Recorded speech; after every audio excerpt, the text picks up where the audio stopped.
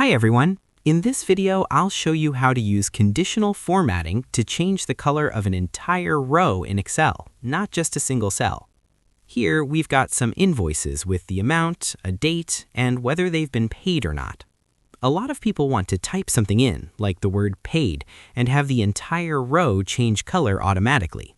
So let's jump in and see how this is done. First of all, we need to go into conditional formatting. From there, we're going to choose New Rule.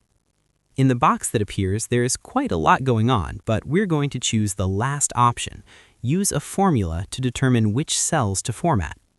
Now I'm going to click on cell E2, where I want this to be applied. Add an equal sign and type paid, including the quotation marks around the word paid. Excel will automatically add dollar signs before E and 2. Now bring your cursor before the 2 and delete the dollar sign. Be careful here and use your mouse, not the arrow keys.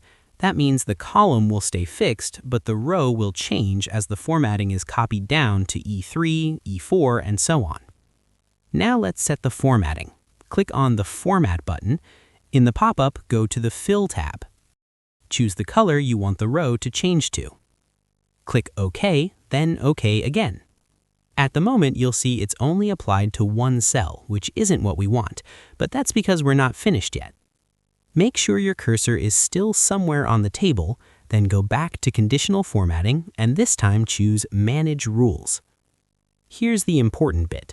At the moment, the rule only applies to cell E2. In the Applies To box, we want to change that. Delete the existing range in the box, select a cell on the table, and then select the whole table by pressing Ctrl-A, which will expand the rule to cover everything. Or, because this is a table, you can reference the table name directly. For example, my table is called Test, so I will write Test and click OK. Either way works, and you'll see the entire row formatting now updates correctly. Let's test it. If I type paid in the designated column, you can see that the whole row becomes colored.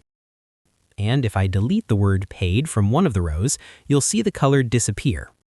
It applies to the whole line, just like we want it.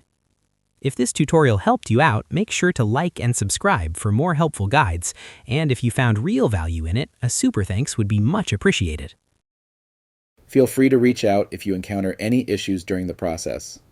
If this video helps you out, please leave a like and subscribe. Comment below if you have any questions.